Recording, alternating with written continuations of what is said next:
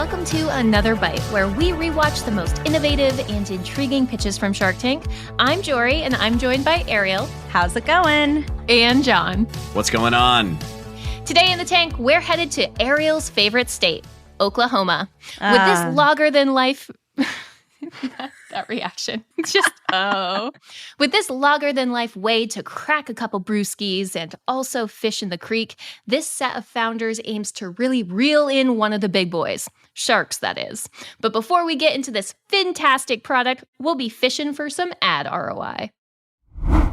You know it, we know it. Next year is creeping up quick. If you want to win inside your niche in 2024, you need tech that puts you in the pilot seat. The new HubSpot Sales Hub will help you close out the year strong and kickstart your success in 2024. Teams can collaborate on every inch of the customer journey and keep operations running smoothly with comprehensive prospecting workspace and powerful sales analytics tools that keep data connected across teams. And with over 1,400 integrations, there's a ton of ways to mix in new features. So finish out Q4 strong and gear up for the new year with HubSpot Sales Hub. Learn more at hubspot.com/sales. So today in the tank, we have Chill and Reel. And Chill and Reel is brought to us from Chris, Jake, and Chase. And they are asking for $300,000 for 10% in their company, which is $3 million in terms of valuation. And you know, let's talk about this product. So this product solves the age-old problem of when you're going fishing, who's going to hold your beer? And if you catch a fish and you're reeling it in, what's preventing you from spilling your beer? So in order to pitch it out, grab your slack, and reel it in, these founders have designed a product where it is essentially a beer koozie that also operates as an entire fishing pole. It's like line that is attached to a fishing pole, and then using an attachment to the side of the koozie, it literally operates like a handle that you can reel in your fish. So you can drink from this and fish from this, and it is what it sounds like. It's a koozie with a very narrow spool attached to it with some fishing line wrapped around it. Like there's no crank, there's no pole. It's just a koozie with a spool of fishing line on it. And it looks like a pop socket. Like you stuck a pop socket on a koozie. Yes, a pop socket. That is a perfect visualization. Yep. And according to the pitch, you can catch bass, crappies, and catfish. It is a 8-pound tested line. So it's more for like a hobbyist fisher. You know, you're not going to catch marlin on this. Do you know about catching marlin, Jorie? Have you caught a marlin before? No, I have not. You said that so confidently. Yeah, I was like, wow, she's a fisherman. Like, no, I mean, you know, if we're going to get a bluegilled. Yeah, right. Does anybody here fish? Do you fish? I've never been fishing in my life. I've fished before. I wouldn't say that's a current hobby. Yeah. I mean, I fished as a kid a couple times. Thought it was very boring. So you did the rite of passage. So I never fished. So we'll start there. And I don't think any of the sharks fish. Okay. So like the people judging this product are not the target market for this product. So what do we think about this product and these founders who are just looking to sell some fun, some good times? I think this product is going to sell so many units. I think so many people are going to buy this product. I think it is so perfect and so fun. And I think every dude who fishes is going to be like, yep, I think I want one of those. Look, like there is a broad TAM for this, right? But I feel like this is novelty at best. No. Like this is not meant to be targeted for avid lover fishing enthusiast. Like professionals are not going to use this. This is for when you're hanging out with your buddy Jim or Bob and you're on the Larry boat or Steve. and you have a couple beers. Yeah. Willie. Or maybe your wife wants to try fishing for once. Yeah, Billy. Actually, Billy's uninvited. But this is not for professional. Like, I can't see a fishing pro being like, yeah, I want to use this instead. I feel like when you're a professional, you have your preferences towards your certain equipment and gear, whereas this is more of like a novelty for fun gift that you give to like your cousin or younger brother for Christmas. Yeah. But don't you think that hobbies sell? Don't you think that it's just like fun enough? It's for chilling with the guys. Like we've seen overalls that have beer koozies in them. It's not a novelty. What's the first two letters of novelty, Ariel? No. It's not a novelty. No. It is a novelty. It's not a novelty. No. You said it yourself. It is. No, because novelties have no use. This is actually the thing. Novelties are literally gag gifts. They're just like, this is a gag gift. I don't think this is a gag gift. I think people are actually going to use this as their koozie. How much fishing will they do with it? I don't know. They're not going on their fishing boat and saying, instead of a rod, I'm going to use my chillin' reel. This is for when you're standing around, standing in the ocean and there are fish swimming around and you want to cast a little line. I I think it comes down to the level of functionality when it comes to whether an item's novel or not. Like, yes, there is some functionality when it comes to this, but I just don't see this being a product that folks are going to be like, yeah, I need to get more chill and reels, especially because it's a one product company. What is the functionality of this product? Just to cast out a little line to bring in 8-pound fish. So this product has the functionality of the ability to catch an 8-pound fish, and that's not enough for you to be a non-novelty, huh? It's not, because Tough I just bar. feel like it's so subjective. You can argue anything has functionality. I don't know. I think novelties don't ever get used. I think that this is going to get used. I think it's great. I think it is something that every fisherman in the world will think, why not? Why wouldn't I have one of these so that anytime I need to catch a fish, I could catch a fish? Jon, if you're so pro chill and reel, how would you market it then? Like, how are you going to get the word out that this is like the best product to buy with your buddies? I think you could sell millions of these on Facebook ads so simply and easily. I think you could make social content so simply and easily. I would turn that guy who founded the company, the father, into the spokesperson for it. I think he's very relatable. I think He's funny.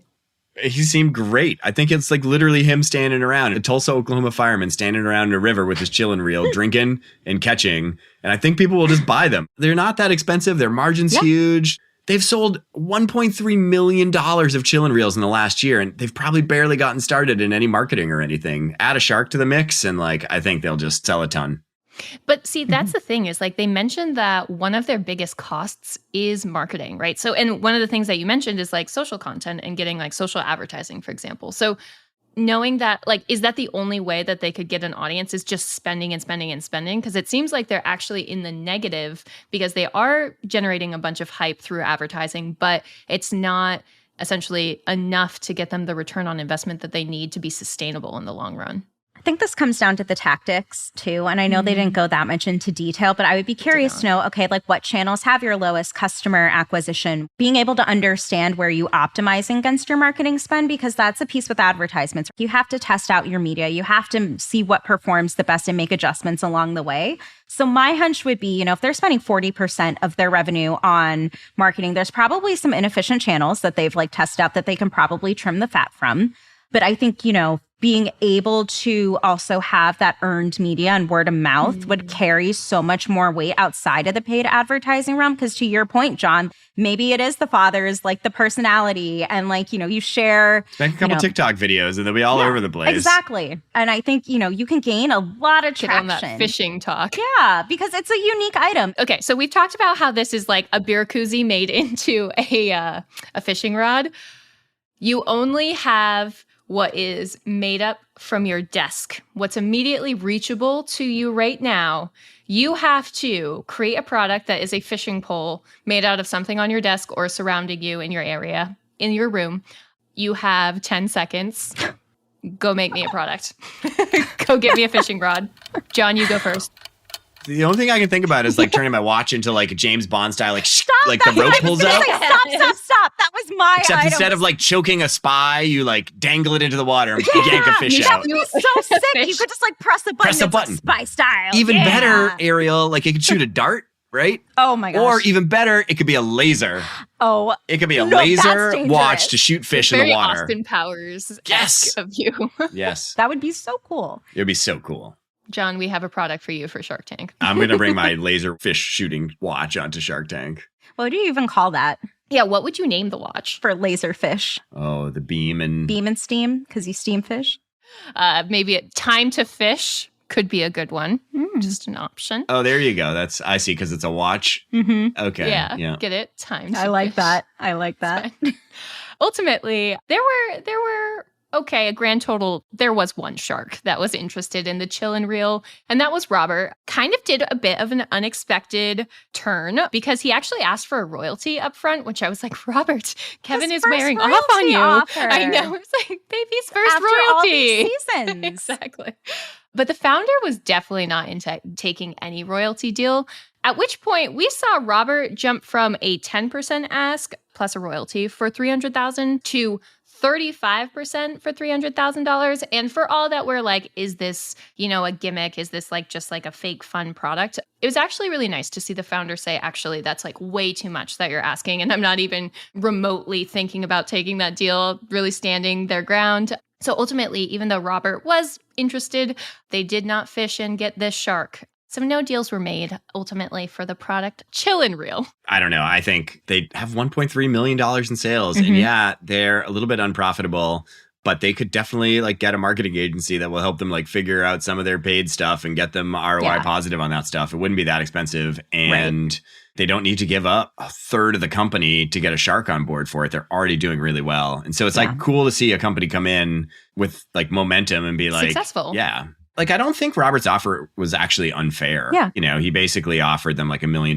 valuation or something like that. They have no profit, so they have no margin. And it's they're in the physical direct-to-consumer product. So I don't know. I could have seen the reason for Robert wanting that kind of a deal. And I also was proud of them for being like, we got a 1.3 million in sales. And I think we're going to sell a bunch. They seem to be like really content with where they were too. So this was actually a segment that only happened a year ago. But since the tank, Chillin' Reel is very much still a company. I know everyone was a little worried.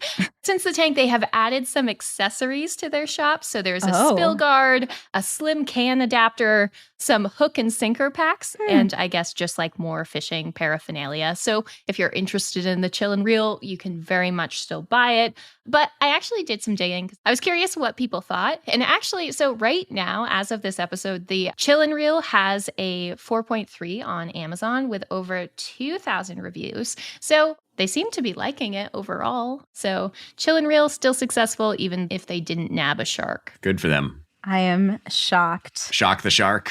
Hopefully they'll add on a laser extension.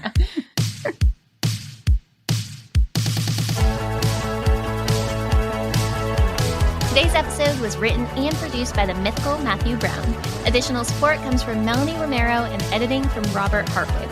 If you're a fan of the show, even if you're not a fan of the show, tell a friend. Word of mouth is the best way to support the show. That does it for me. We'll see you next episode here in the tank for another bite.